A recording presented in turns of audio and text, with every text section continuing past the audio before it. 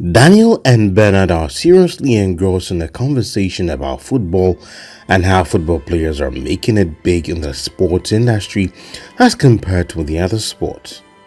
Daniel's phone rang. Hello, boss? Yeah, alright, really? The CEO? Alright, sure. I'd relay the information to him. A customer wheels himself into the open restaurant and pub but would need a little help as the other waiters are busily attending to other customers. Daniel, I'm gonna have to help this crippled client. Daniel replies quite cynically. I think the CEO is in. Please go and help him out. I'm sure after that he will get you some tip and get you raised to manager since there is another branch up for grabs. Oh, in case you didn't know, I've just told you. Bernard helps the man in the wheelchair to his seat and asks what he's going to take. Bring me a glass or a bottle of water for starters, and later I'll look at what next to do. All this while, Daniel was just watching from a distance and smiling and laughing. A couple walk in looking very rich and wearing quite an expensive garb. Daniel quickly rushes to them as they take their seat. Welcome to the East Bay Beach Restaurant and Pub. How may I be of service to you? The couple smile at each other and ask him to bring the menu book, and he goes to get it for them. They place their order, commencing with a bottle of champagne. Then they indicate that they would hit him up if they need his services. Bernard comes back to his seat, observing his client as Daniel joins him. Today is going to be one of the best days for me, he retorts to Bernard.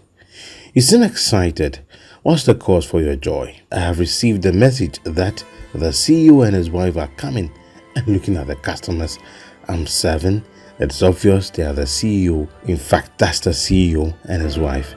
So I've got to be extra careful and professional because my promotion depends on it. Good for you, says Bernard. Sorry, you seem to have a knack for poverty and poor clients. Just look at him. How can a man in a wheelchair afford to pay for his food? Hey, that reminds me. What did he even order? Bernard pays little attention to him. Oh, brother, don't tell me you're already envying me. I never asked you to play the good Samaritan. You chose your path, and for my path, I made the wise and best decision.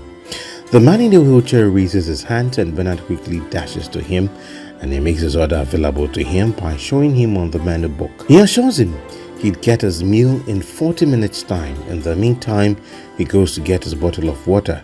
Upon returning, he asks to get him a bottle of drink to keep him company.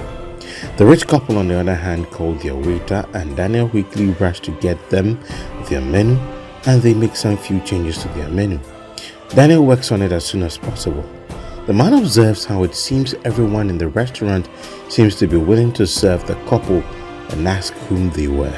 But Bernard was in no position to give any information about it. He excuses him and heads for the kitchen to place the order. The rich couple suddenly have their meals brought to them, and Daniel serves them beautifully, ordering an extra bottle of champagne, almost a few hundred shy of his monthly paycheck. The bill is on me, he mentioned it to the couple. They smile and offer a warm thank you. Daniel is heading to his seat. Then the man in the wheelchair calls him. He stops to ask if she was indeed calling him. The man replies in the affirmative. He then approaches the man in the wheelchair. Sir, please, I have been here way longer before these people came here, but you seem to have served them before you did serve me. Please, what's going on? Daniel replied. I am not sure you can compare yourself to those people with two legs who have money than you whose legs have been converted into four wheels without no fuel. What is that supposed to mean, sir? The man asked. And Daniel replied, well, if you're not as smart as your legs to understand my statement, then I need to leave. He makes his way to leave, then he sees a very beautiful lady who is approaching the table of the man in the wheelchair. Hello, please. Welcome to our restaurant. We have lots of nice seats reserved for you. Thanks for welcoming me, she said, but I think I should like to keep my date company. Daniel's face lit with a huge surprise, wondering what a beautiful lady like that would be doing with a crippled man like that. Pardon me, did he say you would sit with him? Got a problem with that man? The crippled man in a crunchy voice asked. Well, I'm sorry. I'll call Bernard to come serve this beautiful beauty and be stable. He inadvertently bumps into the rich lady who was carrying her bag and a packed meal away, but gave little attention to her because her partner was seated already. Then he goes to sit near Bernard and starts to tease him and his client. Then the manager enters and moves straight to the table of the crippled man and his female partner. She spends a great deal of time with them, laughing and chatting. Daniel begins to feel uncomfortable as to how they are all laughing on the table. Could they be relatives, schoolmates, ex-lovers? But why are they laughing together around such a loser? He says to himself.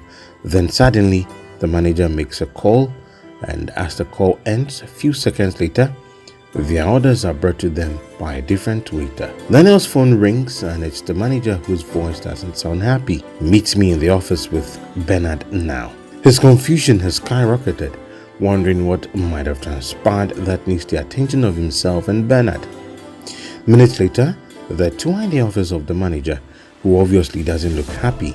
Then the lady and the man in the wheelchair enter the spacious office being wheeled by the lady. Upon reaching the office, the man in the wheelchair gets out of the wheelchair. Both waiters are shocked at the scene they are witnessing. They stare at each other. You are shocked, I guess. Well, I don't need to make this long like the denouement of a feature film. Daniel, you are fired straight away for going against the etiquette of the job. Treat each customer the same unless there's a special delegation or clearance for special treatment requested by the manager. You thought because I was poor, because I was in a wheelchair and perhaps carried an infectious disease, so you treated me differently and treated those clients so nicely. Well, if you care to know, those clients you treated nicely are just part of my management team to test the loyalty of my staff, especially when I'm about to promote staff. You are fired. Get out of this restaurant. You don't deserve to work here. You are worse than a racist. You segregate too much. Bernard, thanks for being such a loyal and professional staff, even concealing identity of clients. I'll make you a manager over him because we'll be moving away to a new branch. He sits back in the wheelchair and he's wheeled away. Daniel tries to plead with the manager, but it is to no avail. He is made to pay for the champagne and the food since it is believed his client absconded without paying the bills. Daniel is filled with tears as he heads out the manager's office. Moral of the story: treat everyone with respect. You do not know whom you are really dealing with until the time arrives.